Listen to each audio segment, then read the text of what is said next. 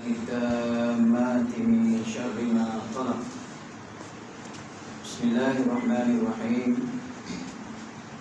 بسم الله الكافي، بسم الله الشافي، بسم الله المعافي، بسم الله الوافي، بسم الله رب السماوات والأرض، بسم الله الذي لا يضر مع اسمه شيء في الأرض ولا في السماء وهو السميع العليم.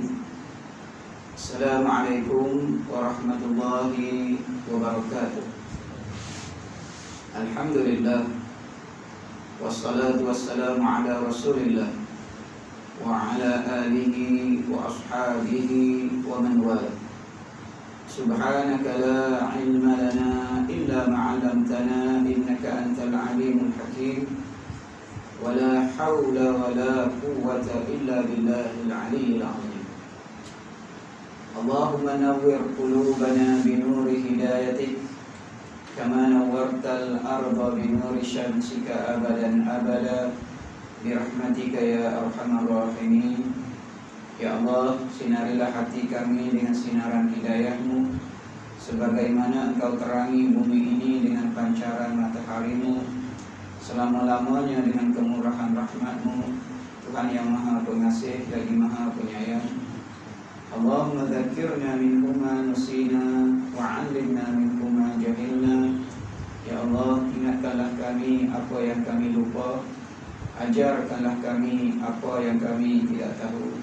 Amin, amin, amin ya rabbal alamin. Mukminin, mukminat, muslimin, muslimat, hadirin, hadirat, Tuan Imam, Tuan Bilal, Tuan Pengurusi dan jabatan kuasa pengurusan surau, seterusnya tuan-tuan, puan-puan, bakal menghuni syurga Allah Subhanahu wa taala. Pertama-tamanya alhamdulillah, syukur kehadirat Allah Subhanahu wa taala yang mana dengan hidayah dan taufiknya, dengan keizinan perkenan dan keizinannya, dengan hidayah petunjuk dan keizinannya, kita sama-sama dapat hadir ke rumah Allah Subhanahu wa taala pada malam yang keempat dari bulan yang ketiga, Rabiul Awal. Rabiul Awal ini syahrun majhulun indal Arab, suatu bulan yang tidak popular di kalangan orang Arab satu ketika dahulu. Dan hari lahir baginda kita Nabi Muhammad sallallahu alaihi wasallam jatuh pada hari Isnin. Hari Isnin juga merupakan yaumun majhulun indal Arab, hari yang tidak terkenal di kalangan masyarakat Arab. Kalau nak dibandingkan dengan 11 bulan yang lain, Rabiul Awal ini bukanlah berada di kedudukan yang tertinggi. Masyarakat Arab jahiliyah, mereka telah mengagungkan 4 bulan dalam setahun: Zulkaidah, Zulhijjah, Muharram dan juga Rejab. Mereka mengagungkan 4 bulan ini sehingga kan perkelahian, peperangan tidak boleh dilakukan sepanjang 4 bulan ini. Jadi kenapa Allah Subhanahu wa taala memilih Rabiul Awal sebagai bulan kelahiran Rasulullah? Begitu juga hari Isnin. Nak dibandingkan dengan hari-hari yang lain yang 6 lagi, hari Isnin ini tidak popular. Bangsa Arab lebih mengenali hari Sabtu, lebih mengenali hari Ahad, kerana mereka tahu hari-hari ini merupakan hari istimewa di kalangan ahli kitab. Tetapi 7 hari itu Allah Subhanahu wa taala memilih hari Isnin sebagai hari kelahiran Rasulullah sallallahu alaihi wasallam. Para ulama sebut antara hikmah kenapa hari Isnin, hari yang tak popular, kenapa Rabiul Awal, bulan yang tidak glamour, antaranya disebut aradallahu an yakuna fadla hadzal nabi fadlan istiqlaliyan munfaridan laisa tabi'an li ahad. Allah nak kelahiran Nabi kita Muhammad sallallahu alaihi wasallam ini, dia tidak bergantung dengan kemuliaan yang lain. Dia bukan bergantung dengan kemuliaan bulan yang dilahirkan, bukan bergantung dengan hari yang dilahirkan, tetapi hari dan bulan itu menjadi mulia kerana kelahiran junjungan besar Nabi kita Muhammad sallallahu alaihi wasallam. Kalaulah tidak kerana Rasulullah lahir pada bulan Rabiul Awal tak ada apa-apa. Sampai kali ini Rabiul Awal itu tidak ada apa-apa. Dia jadi apa-apa itu sebab bulan itu kelahiran Rasulullah. Hari Isnin, kalaulah, ini kita kalau tidak berlaku, kalaulah Isnin itu bukan menjadi hari kelahiran Rasulullah, sampai kali ini Isnin tidak ada apa-apa.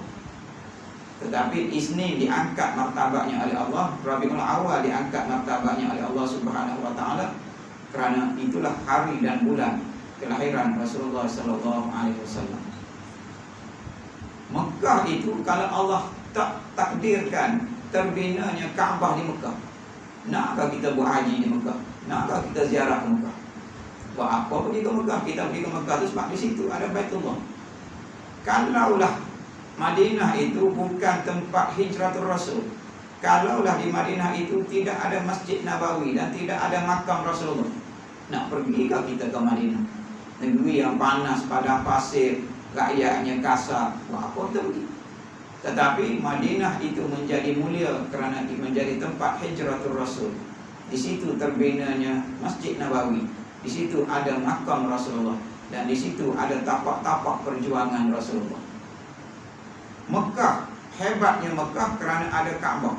Kemudian kehebatan Mekah itu, Kaabah itu ditambahkan nilai lagi dengan disitulah tempat lahirnya baginda kita Muhammad sallallahu alaihi wasallam. Jadi Allah Subhanahu wa taala nak supaya Rasulullah itu kemuliaan Rasulullah. Orang lain bergantung dengan kemuliaan Rasulullah, bukannya Rasulullah bergantung dengan kemuliaan sesuatu yang lain. Kita ni nak buat apa-apa kita bergantung dengan orang lain. Kalau nak buat kenduri, kita pilih bulan-bulan yang hebat-hebat. Bulan Muharram, bulan apa-apa, sebab kita nak ambil keberkatan bulan itu. Kalau boleh nak ambil kereta baru, nak keluarkan daripada kedai itu, nak cari hari yang mulia, hari Isnin. Kereta dah sampai dah, tapi nak tunggu hari Isnin sebab nak ambil mulia hari Isnin itu. Nak buat apa-apa majlis perkahwinan, nak ambil malam Jumaat, nak ambil keberkatan Jumaat itu. Tetapi Allah Subhanahu wa taala telah memilih hari dan bulan yang tidak popular kerana nak menggambarkan Rasulullah SAW ini bukannya hebatnya kerana benda lain, bukan hebatnya kerana hari, kerana bulan, kerana tempat, tetapi hari, bulan dan tempat itu menjadi hebat kerana kelahiran Rasulullah SAW. Tuan-tuan, puan-puan yang dirahmati Allah, dalam 20 minit ini kita bercerita tentang Rasulullah dahulu sebelum kita sambung dengan astaghfirullah kita. Antara nikmat terbesar yang sedang kita kecapi hari ini, selain daripada nikmat terbesarnya nikmat iman, nikmat Islam, nikmat kita diberikan nyawa, bukan sekadar diberikan nyawa, diberikan kesihatan pula.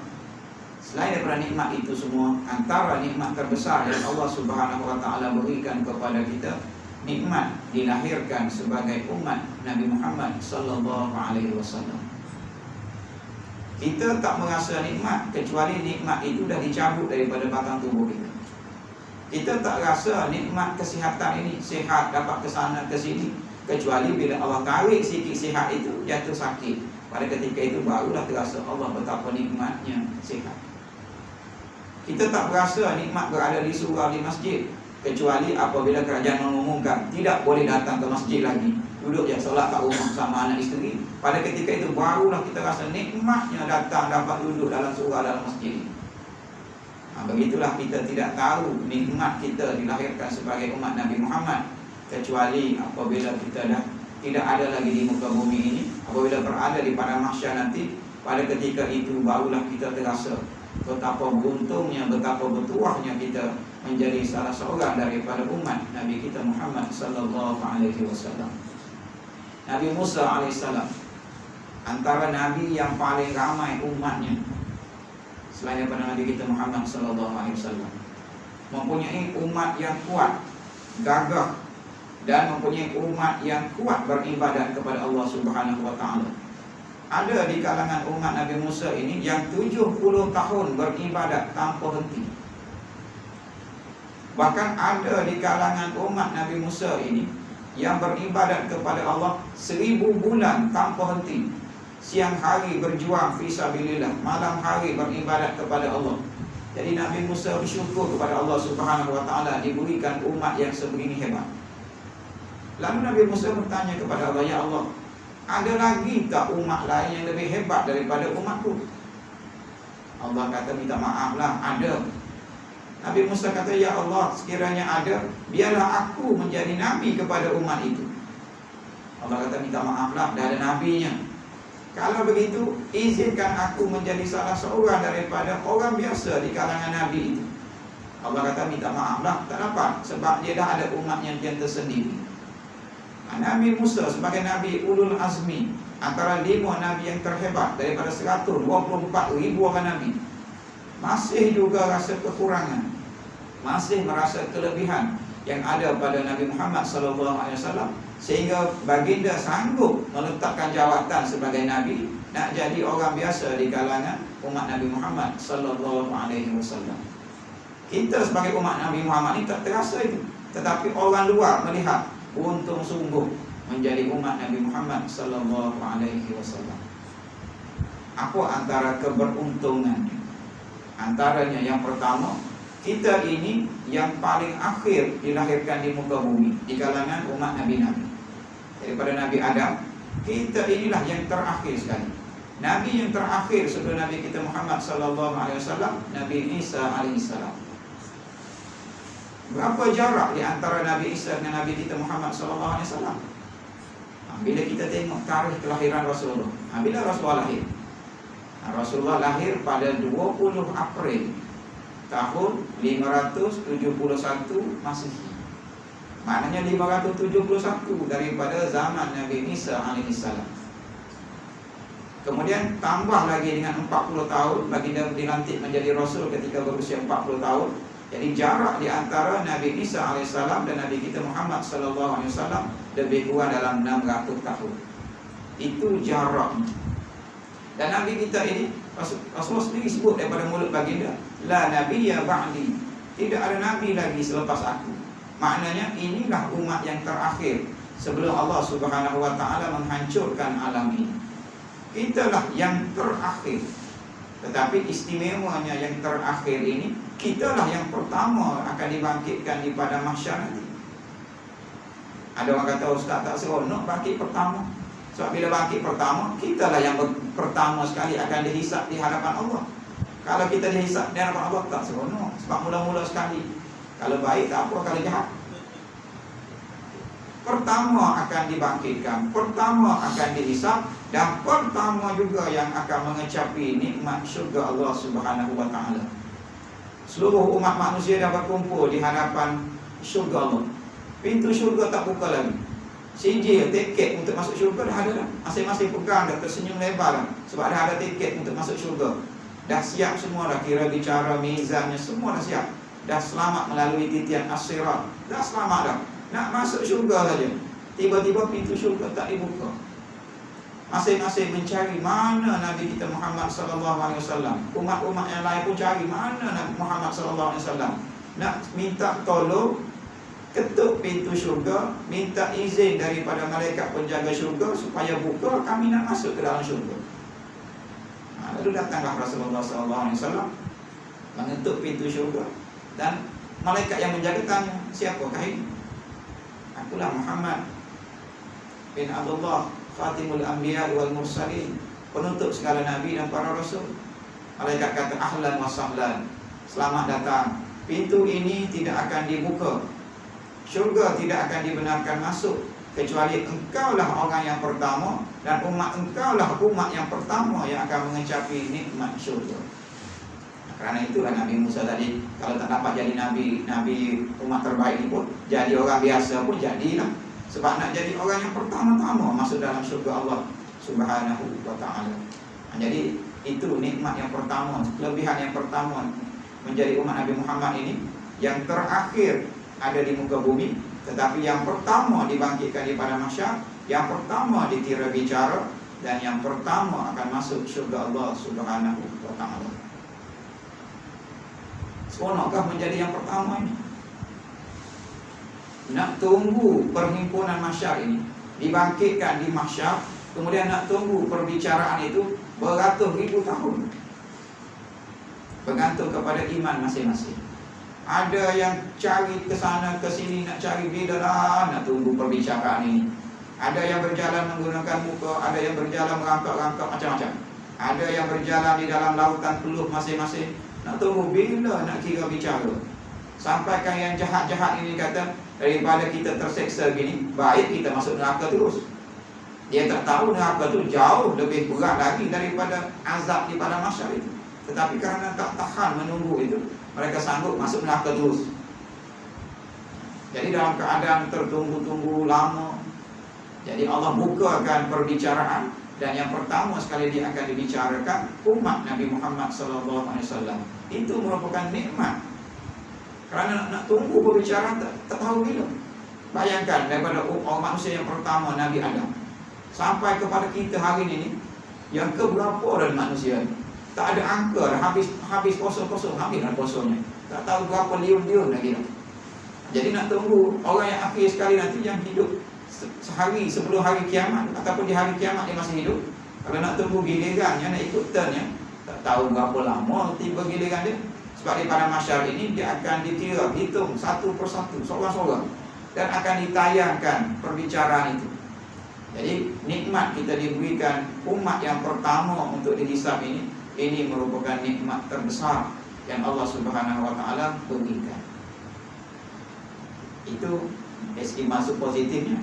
Dari segi negatifnya, berhati-hatilah, sebab kita ini yang pertama dah akan dihisab. Kalau kita ini tergolong di kalangan mereka yang jahat, na'udzubillah, kita juga yang akan dihisab kejahatannya. Dan umat ini juga yang pertama-tama juga mengecapi azab api neraka Allah Subhanahu Wa Taala. Tapi fikirlah yang positifnya, buatlah yang terbaik, supaya kita ini yang pertama dibangkitkan, pertama dihisab, yang pertama yang akan mengecapi nikmat syurga Allah Subhanahu Wa Taala. Itu antara nikmat yang pertama. Nikmat yang kedua, umur pendek, orangnya pun kecil. Kalau nak bandingkan dengan umat-umat yang terdahulu, Nabi Adam 1000 tahun, Nabi Nuh berdakwah sahaja 950 tahun. Takkan dia lahir-lahir itu berdakwah terus. Bayangkanlah berapa panjang umurnya. Umat Nabi Hud, kaum Ad, kemudian kaum Samud, yang nabinya Nabi Saleh, badannya besar-besar. Bukti badannya besar tinggi, dia boleh mengukir bukit menjadi rumah.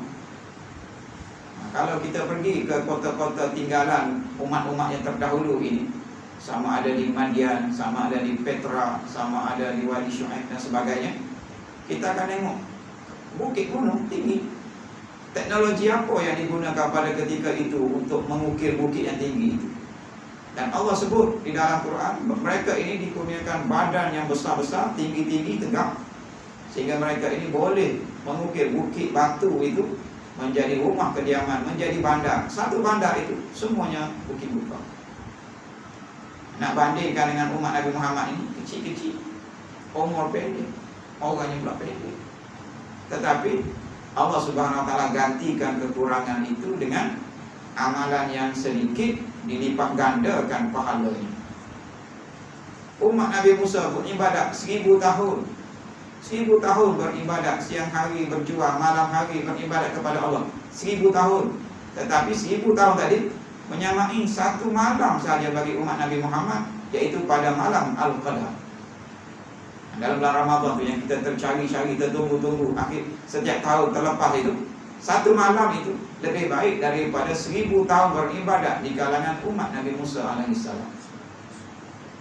Jadi amalan sedikit, fizikalnya lemah, umurnya pendek, tetapi amalan sedikit tadi dilipat gandakan pahalanya oleh Allah Subhanahu Wa Taala. Kita dah baca beberapa surah dalam kuliah kita ini. Baca Qul Huwallahu Ahad menyamai 1/3 Quran. Surah yang sedang kita belajar sekarang ini, surah Al-Kafirun, baca sekali sama dengan 1/4 baca Quran. Mana nak jumpa amalan yang sedikit ini tetapi dilipat gandakan pahalanya, kecuali ada pada umat Nabi Muhammad sallallahu alaihi wasallam. Kita datang tadi daripada rumah, sama ada jalan kaki ataupun berkenderaan, setiap langkah yang kita melangkah itu, setiap sen petrol yang kita habiskan itu, Allah ganti balik dengan digugurkan dosa-dosa yang kita lakukan, diangkat darjatnya. Mana nak jumpa kepada umat yang lain amalan sedikit begitu, tapi diangkat pahalanya oleh Allah Subhanahu wa taala. Selepas azan kita pun baca Allahumma rabb hadhihi da'wati tammah wassalatil qa'imah. Allah janjikan kepada orang yang membaca doa ini untuk layak mendapat syafaat Nabi kita Muhammad sallallahu alaihi wasallam di pada mahsyar nanti. Kita ada peguam bela kita di pada mahsyar nanti dengan sebab amalan sedikit yang kita buat itu. Selepas kita berwuduk, kita pun baca doa, asyhadu an la ilaha illallah wa asyhadu anna Muhammadan abduhu wa rasuluh. Allahumma ij'alni minat tawwabin waj'alni minal mutatahhirin waj'alni min ibadikas salihin. Baca dengan penuh kefahaman, dengan penuh keimanan. Rasulullah sebut terbuka 8 pintu syurga untuk orang yang beramal dengan amalan ini. Cari macam mana, dalam umat mana tak jumpa dah.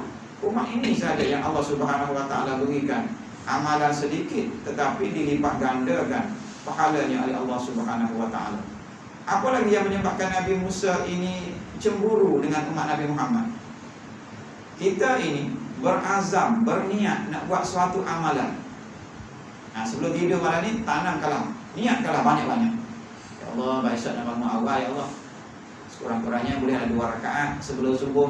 Kemudian subuh nak berjemaah ya Allah. Kemudian nak bagi sedekah, nak buat itu, nak buat ini. Niatkanlah banyak-banyak. Tak perlu bayar sesen pun, ILO saja. Peruntukkan beberapa minit. Setiap niat yang baik itu telah dicatatkan pahalanya oleh malaikat. Tak buat lagi, baru niat baru niat sebelum tidur tu. Tak perlu tulis-tulis pun. Sekarang letak tangan atas dahi itu, payah nak buat apa esok. Tak perlu lafaz pun, payah kali. Nak buat itu, nak buat ini, nak buat ini. Setiap yang kita niatkan itu dicatat satu persatu oleh malaikat. Kemudian besoknya betul-betul kita buat apa yang kita niatkan semalam. Allah gandakan minimum 10. Bukan buat 1 dapat 1, buat 1 dapat 10. Semalam niat dapat 1 dah. Bila buat dapat pula 10 paling kurang. Maksimumnya tidak ada hal. Mengikut keikhlasan macam mana kita laksanakan amalan tersebut. Kemudian kita ada niat. Maklumlah kita ni manusia, ada nafsunya. Kadang-kadang ada juga terlintas dalam hati ni nak buat jahat sekali-sekala. Ada terlintas. Terlintas belum lagi dikira sebagai dosa. Buat baru dikira dosa. Itu pula baru 1 dosa. Nabi Musa kata ini, untung sungguh umat ini. Umat aku, Nabi Musa kata, selagi tak buat tak dikira pahala. Niat dah sebanyak mana pun, niat yang baik sebanyak mana pun belum dikira pahala, kecuali bila dah buat. Kalau dah buat sekalipun, buat 1 amalan 1 pahala. Kenapa Nabi Musa tak cemburu? Dia buat 1, kita dah buat 1 dapat 10. Jadi itu antara kelebihan-kelebihan yang mungkin kita tak perasan. Yang kita ini begitu banyak keistimewaan yang Allah Subhanahu wa taala berikan kepada kita. Apa lagi antara lain? Kita ini berkat doa Nabi kita Muhammad sallallahu alaihi wasallam, Nabi pernah berdoakan kepada Allah, ya Allah, umat aku ini lemah-lemah. Umat aku ini umur pendek. Jangan timpakan mereka dengan azab sebagaimana azab yang pernah Engkau timpakan kepada umat-umat yang terdahulu. Allah makbul, Allah terima doa Nabi. Sebab itulah kalau kita baca kisah-kisah umat-umat yang terdahulu, di mana kaum Ad sekarang ini? Di mana kaum Samud sekarang ini? Di mana anak cucu Fir'aun sekarang ini? Di mana kaum Nabi Lut? Semua kaum-kaum ini Allah Subhanahu wa taala musnahkan sampai ke anak cucu. Tak ada keturunan. Kalau kita melawat ke kawasan-kawasan ini, hanya tinggalan runtuhan-runtuhan batu saja. Tak tinggal zuriat, semua sekali Allah hancurkan. Kerana maksiat yang mereka lakukan, tak dengar arahan Nabi, langgar arahan Allah. Allah dah hantar beberapa kali peringatan, tak endah juga. Akhir sekali Allah turunkan bala.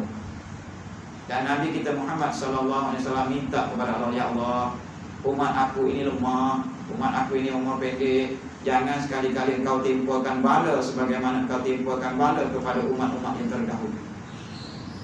Kalau nak bandingkan umat sekarang ini, umat kita ni, umat Nabi Muhammad SAW dengan umat-umat yang terdahulu, tak jauh sangat maksiat yang dilakukan, tak jauh sangat kejahatan kita sekarang ini dengan kejahatan yang pernah dilakukan oleh umat-umat yang terdahulu. Sebagai satu contohlah yang senangnya,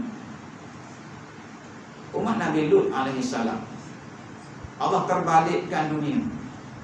Kemudian Allah hujankan mereka dengan hujan batu. Kemudian turun lagi dengan hujan air. Akhir sekali kawasan itu semua ditenggelami oleh air. Sehingga sekarang ini dinamakan Bahrul Mayyit, laut mati. Apa kesalahan yang mereka buat? Orang perempuan minat dengan perempuan, yang lelaki minat dengan lelaki. Adakah benda yang sama tidak berlaku pada hari ini? Berlaku juga. Tetapi kenapa umat Nabi Lut Allah terbalikkan dunia? Umat Nabi Muhammad, ini berkat doa Nabi kita Muhammad SAW, minta kepada Allah, jangan kau hancurkan umat ini. Berikan mereka peluang untuk bertaubat. Kalau mereka mati dalam keadaan tidak bertaubat, terpulanglah kepada engkau. Nak buat apa di akhirat? Yang tu yang tsunami sampai beratus ribu yang meninggal, itu sikit beratus ribu. Umat yang terdahulu, satu kaum, satu bangsa hilang. Covid ni dah berjuta yang kena ini baru sikit. Umat yang terdahulu teruk lagi. Jadi yang menimpa umat manusia pada hari ini, umat Nabi Muhammad SAW ini baru sedikit kalau nak dibandingkan dengan apa yang pernah menimpa umat-umat yang terdahulu. Dan lebih masa. Sebagai satu contoh, yang kita selalu baca surah Yasin, Allah timpakan kepada satu kawasan yang Allah tak sebut pun namanya dalam Quran, tetapi ahli tafsir kata tempat itu namanya Antakya. 3 orang Nabi diutuskan, semuanya ditolak oleh kaum itu. Kemudian ada lagi orang yang datang memberi peringatan, tidak diendahkan. Akhir sekali mereka bunuh pemberi peringatan ini, dan Allah menghancurkan seluruh yang ada yang tidak beriman kepada Allah di Antakya itu dengan sayhatan. Sayhah ini maknanya suatu suara kuat daripada langit. Bunyi guruh daripada langit itu tak tahulah sekuat mana, pecah gegendang telinga, akhir sekali mati dalam keadaan bergelimpangan. Itu kerana menolak ajaran yang dibawa oleh Nabi. Zaman kita ini tak ada kau tolak ajaran Nabi. Orang yang tidak beriman itu memang tolak. Yang beriman pun ramai juga yang tolak ajaran yang dibawa oleh Rasulullah. Tetapi Allah Subhanahu Wa Taala tak pun turunkan suara gempur daripada langit sehingga memecahkan gegendang telinga.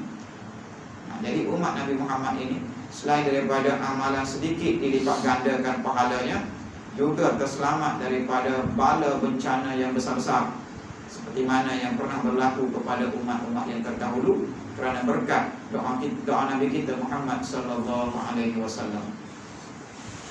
Beberapa kali malaikat pernah offer kepada Rasulullah untuk menghempak orang yang berada di Taif, untuk menghempak musyrikin Mekah kerana mereka ini menolak dakwah yang dibawa oleh baginda.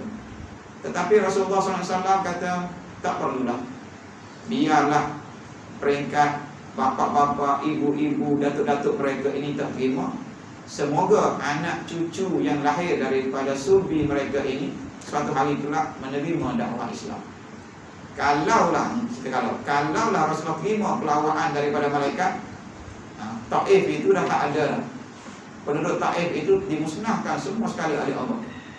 Tetapi rahmatnya, kasihnya Rasulullah SAW kepada umatnya beri peluang. Tak apalah generasi ini tak terima, tak apalah. Semoga generasi yang berikutnya lahir daripada mereka itu orang yang beriman kepada Allah Subhanahu Wa Taala. InsyaAllah kita ada 3 kali lagi hari Selasa malam Rabu sepanjang Rabiul Awal ini untuk kita terus berbincang, semoga menambahkan kecintaan kita kepada Nabi kita Muhammad sallallahu alaihi wasallam.